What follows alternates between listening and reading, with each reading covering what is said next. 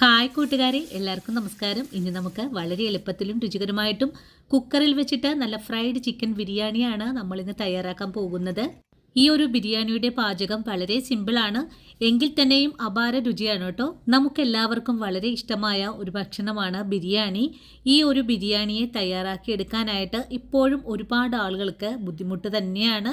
ഇന്നത്തെ നമ്മുടെ ബിരിയാണി 8 പേർക്ക് കഴിക്കാൻ പറ്റുന്ന രീതിയിലാണ് ഞാൻ പാചകം ചെയ്യുന്നത്. ഇനി നമ്മുടെ ബാച്ചിലേഴ്സിനും ഇതുപോലൊരു ബിരിയാണിയെ തയ്യാറാക്കാൻ പഠിക്കുവാണെങ്കിൽ അവർക്കും ഈ ഒരു പാചക രീതി വളരെ സിമ്പിളായിരിക്കും. അതുപോലെ തന്നെ ചിക്കൻ ബിരിയാണിയുടെ ടേസ്റ്റ് കൂട്ടുന്നതിനായിട്ട് ഇതിലേക്ക് ചേർക്കുന്ന ചിക്കൻ ഫ്രൈ ചെയ്തും സവാളയെ ഫ്രൈ ചെയ്തും ചേർക്കുമ്പോഴാണ് ഗ്രേവിയൊക്കെ നല്ല ഭംഗിയും കളറും ടേസ്റ്റൊക്കെ ഉണ്ടാവുന്നത്. അപ്പോൾ എങ്ങനെയാണ് വളരെ സിമ്പിളായിട്ട് തന്നെ തയ്യാറാക്കി കഴിക്കാൻ പറ്റിയ ഫ്രൈഡ് ചിക്കൻ ബിരിയാണി കുക്കറിൽ തയ്യാറാക്കി എടുക്കുന്നതെന്ന് നമുക്കൊന്ന് നോക്കാം. ചിക്കൻ ബിരിയാണി തയ്യാറാക്കി എടുക്കാൻ വേണ്ടിയിട്ട് ഞാനിവിടെ 1 കിലോ അളവിലാണ് ചിക്കനെ എടുത്ത് വെച്ചിട്ടുള്ളത്. ഇനി നമുക്കിതിനെ 1 മണിക്കൂർ നേരത്തേക്ക് ഒന്ന് മസാല പുരട്ടി വെക്കണം. അതിനായിട്ട് ഒരു പാത്രത്തിലേക്ക് ആദ്യം തന്നെ 1 സ്പൂൺ അളവിൽ എരിവെള്ളം മുളക് പൊടിയാണ് ഇട്ട് കൊടുക്കുന്നത്. ഇനി ഇതിലേക്ക് 1 സ്പൂൺ അളവിൽ തന്നെ ഗരം മസാലപ്പൊടി കൂടെ ചേർത്തിട്ടുണ്ട്. കൂടെ തന്നെ 1/2 സ്പൂൺ അളവിൽ മഞ്ഞൾപ്പൊടി, ആവശ്യത്തിനുള്ള ഉപ്പും 1/2 സ്പൂൺ അളവിൽ കുരുമുളക് പൊടിയും 1 സ്പൂൺ അളവിൽ വെളിച്ചെണ്ണയും കൂടി ഒഴിച്ചു കൊടുക്കാം. ഇനി ഇതിലേക്ക് നമ്മൾ കഴുകി വൃത്തിയാക്കി വെച്ചിരിക്കുന്ന ചിക്കൻ പീസുകൾ കൂടി ചേർത്തിട്ട് കൈകൊണ്ട് നല്ലതുപോലെ തിരുമ്മി ഒന്ന് കുഴച്ചെടുക്കണം. ഒരു 5 മിനിറ്റ് നേരം കൈകൊണ്ട് നല്ലതുപോലെ കുഴച്ചു കഴിഞ്ഞാൽ പിന്നെ നമുക്ക് 1 മണിക്കൂർ നേരത്തേക്ക് ഇതിനെ ഒന്ന് റെസ്റ്റ് ചെയ്യാൻ മൂടി വെച്ച് കൊടുക്കാം. നിങ്ങൾക്ക് വേണമെങ്കിൽ തലേ ദിവസം തന്നെ കുഴച്ച് ഫ്രിഡ്ജിൽ വെക്കാവുന്നതാണ്. തലേ ദിവസം തന്നെ ഫ്രിഡ്ജിൽ വെക്കുവാണെങ്കിൽ ഇതിലേക്ക് നാരങ്ങ നീരൊന്നും ചേർക്കാതെ വേണം വെച്ചു കൊടുക്കാനായിട്ട്. ഇനി നമുക്ക് ബിരിയാണി തയ്യാറാക്കാൻ തുടങ്ങാം. ഇതിനായിട്ട് കുക്കറാണ് നമ്മൾ എടുത്തിട്ടുള്ളത്. നമ്മുടെ ഇന്നത്തെ ബിരിയാണി തയ്യാറാക്കുന്നത് കുക്കറിലാണ്. കുക്കർ ഇപ്പോൾ ചൂടായി വന്നിട്ടുണ്ട്. ഇതിലേക്ക് ഒരു 150 ഗ്രാം അളവിൽ വെളിച്ചെണ്ണയാണ് ഞാനിവിടെ ഒഴിച്ചു കൊടുക്കുന്നത്. നിങ്ങളുടെ കൈവശമുള്ള ഏത് ഓയിലും ഈ ഒരു ബിരിയാണിയെ തയ്യാറാക്കാൻ എടുക്കാവുന്നതാണ്. ഇനിയിപ്പോൾ എണ്ണ നല്ലതുപോലെ ചൂടായി കഴിഞ്ഞാൽ നമുക്കിതിലേക്ക് ഒരു 3 സവാള നൈസായി കട്ട് ചെയ്തതാണ് ചേർക്കാൻ പോകുന്നത്. ബിരിയാണിയുടെ മസാലയ്ക്കായിട്ടാണ് നമ്മൾ ഈ സവാളയെ ഫ്രൈ ചെയ്തെടുക്കുന്നത്. നിങ്ങൾക്ക് സവാള ഫ്രൈ ചെയ്തത് ചേർത്ത് തയ്യാറാക്കാൻ താല്പര്യമില്ലെങ്കിൽ ഈ ഒരു സ്റ്റെപ്പ് അങ്ങ് ഒഴിവാക്കാവുന്നതുമാണ്. നമ്മുടെ മസാലയ്ക്ക് നല്ല ടേസ്റ്റ് കിട്ടുന്നതിനായിട്ടാണ് ഇതേപോലെ സവാളയെ ഫ്രൈ ചെയ്തത് ചേർക്കുന്നത്. ഇനിയിപ്പോൾ സവാള നല്ല സോഫ്റ്റ് ആയിട്ടൊക്കെ വന്നിട്ടുണ്ട്. ഇനി ഇതിലേക്ക് പെട്ടെന്ന് തന്നെ ഫ്രൈ ആയി കിട്ടുന്നതിനായിട്ട് 1/2 സ്പൂൺ അളവിൽ പഞ്ചസാര കൂടെ ചേർക്കുന്നുണ്ട്. പഞ്ചസാരയും കൂടി ചേർത്ത് നല്ലതുപോലെ ഇളക്കി യോജിപ്പിച്ച് കഴിഞ്ഞാൽ ഇതിലേക്ക് നമുക്ക് കുറച്ച് കാഷ്യൂസ് കൂടെ ചേർക്കണം. കാഷ്യൂസും ചേർത്ത് 1 മിനിറ്റ് ഒന്ന് കഴിഞ്ഞാൽ കുറച്ച് റൈസിൻസ് കൂടെ ഇതിലേക്ക് ചേർത്ത് കൊടുക്കണം. ഇങ്ങനെ ചെയ്യുവാണെങ്കിൽ നമുക്ക് വളരെ എളുപ്പത്തിൽ തന്നെ ഇതെല്ലാം ഒന്ന് ഫ്രൈ ചെയ്ത് മാറ്റാവുന്നതാണ്. ഇനി നമ്മുടെ ഫ്രൈ ചെയ്ത ഒനിയന് നല്ല മണമൊക്കെ കിട്ടുന്നതിനായിട്ട് കുറച്ച് കറിവേപ്പിലയും കൂടെ ചേർത്ത് കൊടുക്കുന്നുണ്ട്. കുറച്ച് കറിവേപ്പിലയും കൂടി ചേർത്ത് സവാളയൊക്കെ ഫ്രൈ ചെയ്തെടുക്കുമ്പോഴാണ് ഇതിന് പ്രത്യേക സ്വാദ് കൂടി കിട്ടുന്നത്. ഇപ്പോൾ നല്ലവണ്ണം ഫ്രൈ ആയി വന്നിട്ടുണ്ട്. ഞാനിവിടെ എണ്ണയിൽ നിന്നെല്ലാം കോരി മാറ്റുവാണ്. സവാളയെ നല്ല ഗോൾഡൻ കളറിലും ഒരു തരി പോലും കരിയാതെയും വേണം ഫ്രൈ ചെയ്തെടുക്കാനായിട്ടും. ഇനി ഇതേ വെളിച്ചെണ്ണയിൽ തന്നെയാണ് നമ്മുടെ ബിരിയാണി തയ്യാറാക്കാൻ പോകുന്നത്. ആദ്യം തന്നെ നമുക്ക് ചിക്കനെ ഒന്ന് ഫ്രൈ ചെയ്തെടുക്കണം. ഇതിനായിട്ട് ഓരോ പീസുകളും എണ്ണയിലേക്ക് ഇട്ട് കൊടുക്കുവാണ്. ചിക്കനെ എല്ലാം കുക്കറിലേക്കൊന്ന് നിരത്തി കഴിഞ്ഞാൽ കുറച്ച് കറിവേപ്പിലയും കൂടി ഇട്ട് കൊടുക്കണം. ഇനി ചിക്കൻ ഒന്ന് മുരിഞ്ഞു വരട്ടെ, അതുവരെയും നമുക്കൊന്ന് വെയിറ്റ് ചെയ്യാം. ഈ ഒരു സമയത്ത് ഞാനിതിലേക്ക് 1 ബോൾ വെളുത്തുള്ളിയും ഒരു 10 പച്ചമുളകും ഒരു ചെറിയ കഷ്ണം ഇഞ്ചിയും കൂടെ ഒന്ന് എടുത്തു വെച്ചിട്ടുണ്ട്. ഇതിനെ നമുക്കൊന്ന് ചതച്ച് വയ്ക്കാം. ആ ഒരു സമയം കൊണ്ട് നമ്മുടെ ചിക്കൻ്റെ ഒരു ഭാഗമൊക്കെ ഒന്ന് മുരിഞ്ഞു വന്നിട്ടുണ്ട്. ഞാനിതിനെ ഒന്ന് മറിച്ചുകൂടെ ഇട്ട് കൊടുക്കുന്നുണ്ട്. ഈ ഒരു ഭാഗവും നല്ലപോലെ ഒന്ന് മുരിഞ്ഞു തുടങ്ങിയാൽ പിന്നെ നമുക്കിതിലേക്ക് ഒരു ചെറിയ സവാളയെ കട്ട് ചെയ്തത് ചേർത്ത് കൊടുക്കാം. സവാള ചേർത്ത് കഴിഞ്ഞാൽ പിന്നെ ഒരു 4 തക്കാളി കൂടെ കട്ട് ചെയ്തത് ചേർക്കാം. തക്കാളി കൂടി ചേർത്ത് കഴിഞ്ഞാൽ പിന്നെ നമ്മൾ നേരത്തെ കാണിച്ച ഇഞ്ചി, പച്ചമുളക്, വെളുത്തുള്ളി ചതച്ചതാണ്. ഇനി വേണ്ടത് 2 ടേബിൾ സ്പൂൺ അളവിൽ തൈരാണ്. കൂടെ തന്നെ ആവശ്യത്തിനുള്ള ഉപ്പ് ചേർക്കുന്നുണ്ട്. ഇനി ഇതെല്ലാം ചേർത്ത് നമുക്ക് ഇതിനെ നല്ലതുപോലെ ഇളക്കി ഒന്ന് യോജിപ്പിച്ചു കൊടുക്കാം. 1 മിനിറ്റ് നേരം മാത്രം ഇതുപോലെ ഒന്ന് ഇളക്കി യോജിപ്പിച്ചാൽ മതിയാകും. ഇനി ഇതിലേക്ക് നമുക്ക് കുറച്ച് മല്ലിയില, പുതിനയില കട്ട് ചെയ്തതാണ് ചേർക്കേണ്ടത്. മല്ലിയില, പുതിനയില ചേർത്ത് കഴിഞ്ഞാൽ പിന്നെ നമുക്കിതിലേക്ക് 2 ടേബിൾ സ്പൂൺ അളവിൽ ബിരിയാണി മസാലയും 1 സ്പൂൺ അളവിൽ ചിക്കൻ മസാല കൂടെ ചേർക്കണം.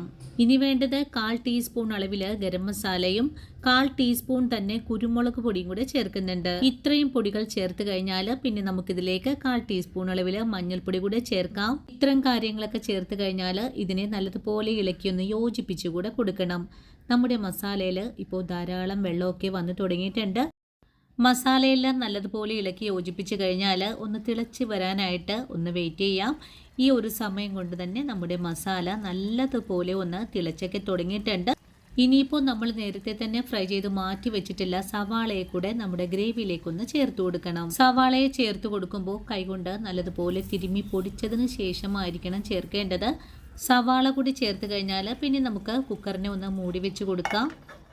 ഇപ്പോൾ നമ്മുടെ കുക്കറിൽ നിന്നും ഒരു വിസിൽ വന്നിട്ടുണ്ട്. ഇനി ഫ്ലെയിം ഓഫ് ചെയ്ത് കൊടുക്കാം. ഈ സമയത്ത് ഇന്ത്യ ഗേറ്റിൻ്റെ വൈറ്റ് റൈസ് 1 കിലോ എടുത്തിട്ടുണ്ട്. ഇനി അരിയെ നല്ലതുപോലെ കഴുകിയതിന് ശേഷം ഒരു 15 മിനിറ്റ് നേരത്തേക്ക് ഒന്ന് കുതിർത്താനായിട്ട് മൂടി വെച്ച് കൊടുക്കാം. ഈ ഒരു സമയം കൊണ്ട് തന്നെ നമ്മുടെ കുക്കറിൻ്റെ എയറെല്ലാം പോയി വന്നിട്ടുണ്ട്. ഇനി നമുക്ക് മൂടി തുറന്ന് നോക്കാം. നമ്മുടെ മസാല ഇവിടെ നല്ല പെർഫെക്റ്റ് ആയിട്ട് തന്നെ ഇവിടെ വെന്ത് കിട്ടിയിട്ടുണ്ട്. ഒറ്റ വിസിൽ കൊണ്ട് തന്നെ നമ്മുടെ ചിക്കൻ പീസുകളും മസാലയൊക്കെ നല്ല പെർഫെക്റ്റ് ആയിട്ട് തന്നെ ഇവിടെ കിട്ടിയിട്ടുണ്ട്. നമ്മുടെ കഷ്ണങ്ങളൊന്നും ഒരു തരി പോലും അടിയിലൊന്നും തന്നെ പിടിച്ചിട്ടില്ല. ചിക്കൻ പീസുകളാവട്ടെ ഒരു തരി പോലും വെന്തുടഞ്ഞു പോയിട്ടില്ല. ഇനി ഗ്രേവിയിൽ നിന്നും ഈ ഒരു കാലുകളെ ഞാനൊന്ന് മാറ്റി വയ്ക്കുന്നുണ്ട്. അത് നമ്മുടെ ബിരിയാണിയെ ഒന്ന് സെർവ് ചെയ്യുമ്പോൾ ഒന്ന് ഗാർണിഷ് ചെയ്യുന്നതിനും വേണ്ടിയിട്ടാണ്. ചിക്കൻ്റെ കാലുകളൊന്ന് മാറ്റി വെച്ച് കഴിഞ്ഞാൽ പിന്നെ നമുക്കിതിൽ നിന്നും കുറച്ച് ഓയിൽ മറ്റൊരു പാത്രത്തിലേക്ക് ഒന്ന് മാറ്റിയും കൂടെ വെക്കണം. ഓയിലിനെ മാറ്റി വയ്ക്കുന്നത് നമ്മുടെ ബിരിയാണിയുടെ റൈസൊക്കെ നമ്മൾ ദം ചെയ്യുന്ന സമയത്ത് ചേർത്ത് കൊടുക്കാനും വേണ്ടിയിട്ടാണ്. അപ്പോൾ നമ്മുടെ റൈസിന് പ്രത്യേക ടേസ്റ്റ് കൂടിയാണ് കിട്ടുക.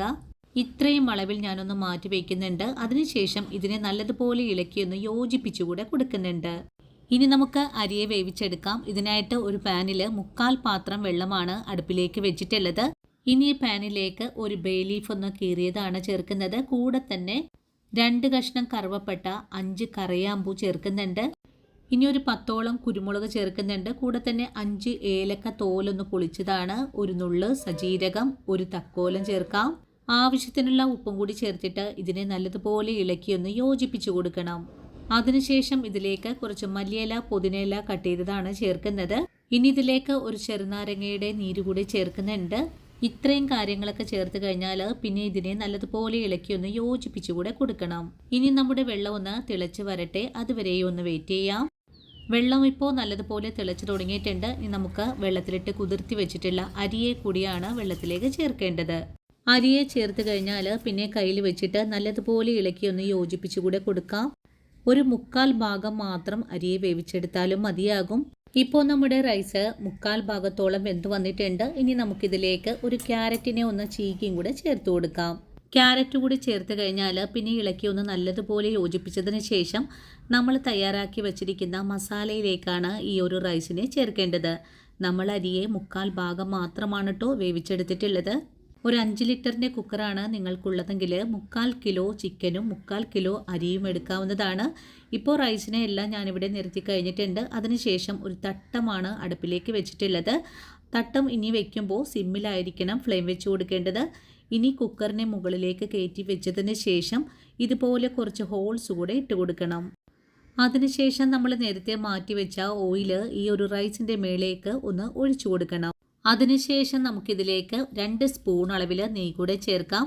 കൂടെ തന്നെ കുറച്ച് മല്ലിയില, പുതിനയില കട്ട് ചെയ്തത് ചേർക്കുന്നുണ്ട്.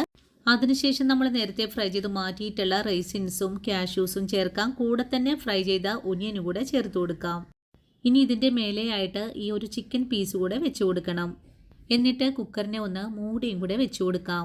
ഇനി ഒരു 15 മിനിറ്റ് നേരം കഴിയുമ്പോൾ നമുക്ക് ഫ്ലെയിം അങ്ങ് ഓഫ് ചെയ്ത് കൊടുക്കാം. കുക്കറിനെ മൂടി വെച്ച് കഴിഞ്ഞിട്ട് 15 മിനിറ്റ് ഒക്കെ കഴിഞ്ഞിട്ടുണ്ട്. കുക്കറിൻ്റെ എയറെല്ലാം പോയി നല്ല പോലെ തണുത്തൊക്കെ വന്നിട്ടുണ്ട്. ഇനി നമുക്ക് കുക്കറിനെ ഒന്ന് തുറന്നുകൂടെ നോക്കാം. കുക്കറിനെ ഒന്ന് തുറന്ന് നോക്കിയപ്പോൾ നമ്മുടെ ബിരിയാണി ഇവിടെ നല്ല പെർഫെക്റ്റ് ആയിട്ട് തന്നെയാണ് റെഡിയായി കിട്ടിയിട്ടുള്ളത്. ചിക്കൻ പീസുകളൊന്നും ഒരു തരി പോലും വെന്തുടയാതെ തന്നെയാണ് കിട്ടിയിട്ടുള്ളത്. ഇനി നമുക്ക് ഈ റൈസിൽ നിന്നും ഈ ഒരു പീസിനെ എടുത്ത് മാറ്റിയതിന് ശേഷം റൈസിനെ മറ്റൊരു പാത്രത്തിലേക്കൊന്ന് മാറ്റി കൊടുക്കണം. നമ്മൾ ബിരിയാണി പാത്രത്തിലൊക്കെ തയ്യാറാക്കുന്ന രീതിയിൽ തന്നെയാണ് ചിക്കൻ പീസുകൾ ഇവിടെ കിട്ടിയിട്ടുള്ളത്. റൈസിനെ മാറ്റുന്നതിനായിട്ട് ഒരു ബേസിനും കൂടെ ഇവിടെ വെച്ചിട്ടുണ്ട്. ഇതിലേക്ക് നമുക്ക് റൈസിനെ ഒന്ന് മാറ്റി കൊടുക്കാം. നമ്മളിന്ന് കുക്കറിലാണ് ബിരിയാണിയെ തയ്യാറാക്കിയിട്ടുള്ളത്. എങ്കിൽ തന്നെ നമ്മുടെ ചോറിൻ്റെ പാകം നിങ്ങൾ കണ്ടല്ലോ. ഒരു തരി പോലും വെന്തുടഞ്ഞിട്ടില്ല. നല്ല പെർഫെക്റ്റ് ആയിട്ട് തന്നെയാണ് നമുക്കിവിടെ റൈസിനെ വേവിച്ചെടുക്കാനും സാധിച്ചിട്ടുള്ളത്. റൈസും മസാലകളും ഒരുപോലെ തന്നെ വെന്ത് കിട്ടിയിട്ടുള്ളതിനാലും നമ്മുടെ റൈസിനെ കഴിക്കാനായിട്ടും അപാര സ്വാദാണ്. മുകളിലുള്ള ചോറിനെ ഒന്നെടുത്ത് മാറ്റിക്കഴിഞ്ഞാൽ നമുക്ക് മസാലയെ ഇളക്കി ഒന്ന് യോജിപ്പിച്ചു കൊടുക്കാം. മസാലയും ഒരു തരി പോലും അടിയിലൊന്നും പിടിക്കാതെ തന്നെയാണ് നമുക്കിവിടെ കിട്ടിയിട്ടുള്ളത്. ഇനി മസാല ചേർന്നിട്ടുള്ള ഈ ഒരു റൈസിനെ നല്ലതുപോലെ ഇളക്കി ഒന്ന് യോജിപ്പിച്ചു കൂടെ കൊടുക്കാം. അതിനുശേഷം നമുക്കൊരു പ്ലേറ്റിലേക്ക് കൂടെ മാറ്റാവുന്നതാണ്.